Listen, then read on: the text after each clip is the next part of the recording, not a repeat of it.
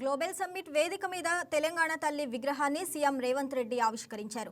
అనంతరం అన్ని జిల్లాల కలెక్టరేట్లలోనూ తెలంగాణ తల్లి విగ్రహాల ఆవిష్కరణను వర్చువల్గా ప్రారంభించారు. ఈ సందర్భంగా మాట్లాడిన రేవంత్ డిసెంబర్ 9న రాష్ట్ర ప్రకటన చేసిన రోజు అని తెలిపారు. 4 కోట్ల ప్రజల ఆకాంక్షలను గౌరవిస్తూ ఆనాడు యూపీఏ ప్రభుత్వం నిర్ణయం తీసుకుందన్నారు. సోనియా గాంధీ ఎన్నో అడ్డంకులు అధిగమించి మరీ ప్రత్యేక రాష్ట్రం ఇచ్చారన్నారు. ఇక అందుకే ఈ రోజు తెలంగాణ తల్లి అవతరణ దినోత్సవం నిర్ణయించామని వెల్లడించారు.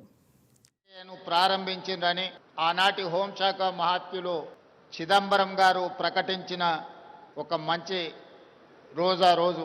చిదంబరం గారు డిసెంబర్ 9, 2009 నాడు తెలంగాణ రాష్ట్ర ఏర్పాటు ప్రక్రియను ప్రారంభిస్తున్నామని ప్రకటించడంతో 6 దశాబ్దాల తెలంగాణ ప్రజల యొక్క 4 కోట్ల ప్రజల యొక్క ఆకాంక్షను ప్రతిబింబిస్తూ యూపీఏ ప్రభుత్వం తీసుకున్న నిర్ణయం ఈ ప్రాంత ప్రజలకు సంతోషాన్ని, ఆత్మగౌరవాన్ని అందించినాయి.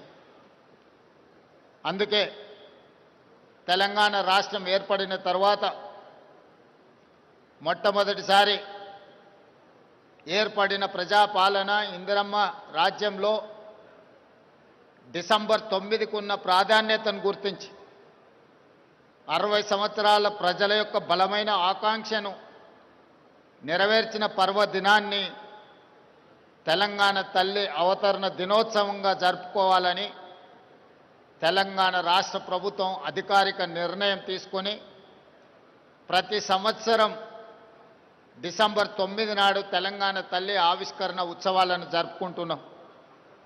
అందులో భాగంగానే ఈనాడు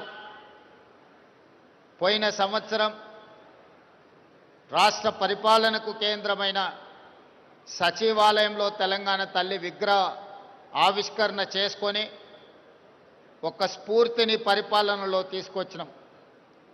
ఈనాడు తెలంగాణలో ఉన్న అన్ని జిల్లా కేంద్ర కార్యాలయాలలో తెలంగాణ తల్లి విగ్రహ ఆవిష్కరణను ఈ కార్యక్రమాన్ని జరుపుకోవడం ద్వారా ప్రజల యొక్క ఆలోచనను.